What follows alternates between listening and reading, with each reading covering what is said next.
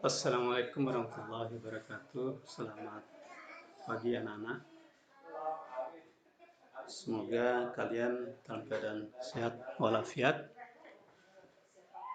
Adapun bidang studi yang Pak Guru ajarkan yaitu mata pelajaran pendidikan Pancasila dan kewarganegaraan.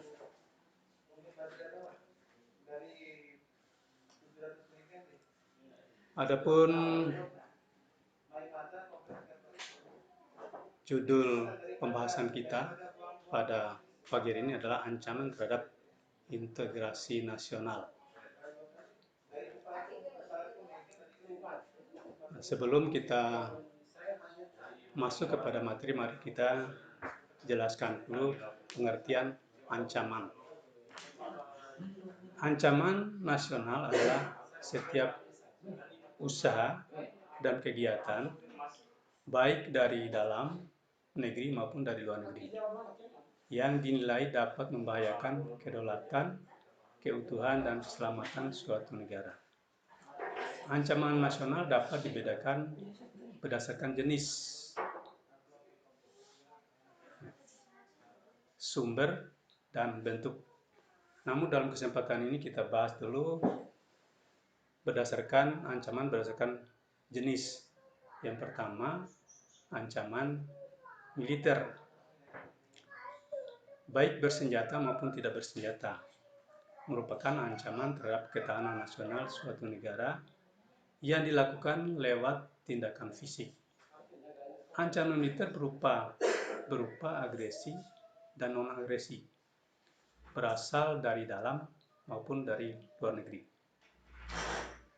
Berikutnya ancaman non-militer, merupakan ancaman terhadap ketahanan nasional suatu negara yang dilakukan dalam bentuk tataran pemikiran seperti ancaman di bidang ideologi, politik, ekonomi, sosial, budaya, teknologi, dan keselamatan umum yang berasal dari dalam dan luar negeri.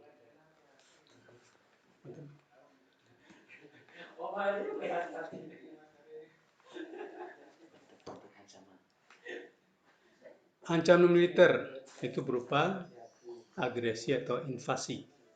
Yang kedua, pelanggaran wilayah. Yang ketiga, pemberontakan. Keempat, sabotase atau spionase.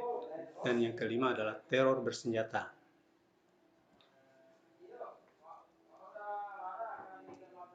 Berikutnya kita lihat ancaman non-militer. Yang pertama di bidang ideologi, yaitu komunisme dan liberalisme.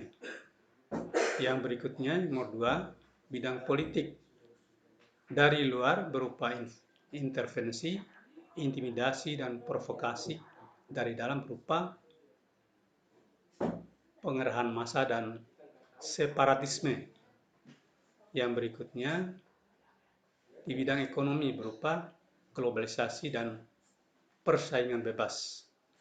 Selanjutnya di bidang sosial budaya konsumtif, hedonis dan westernisasi.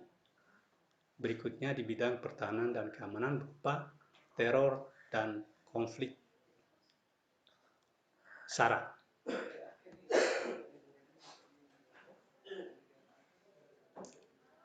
Berikutnya kita lihat bagaimana peran serta warga negara di dalam mengatasi berbagai ancaman.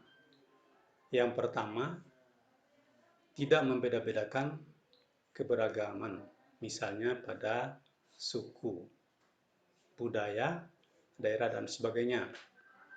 Kemudian berikutnya, menjalankan ibadah sesuai dengan keyakinan dan agama yang dianutnya.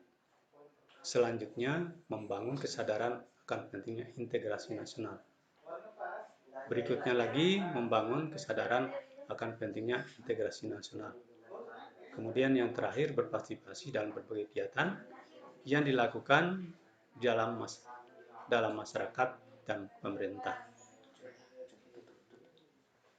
Demikian materi yang dapat kita sampaikan pada kesempatan ini. Mudah-mudahan anak-anak bisa memperdalam sendiri.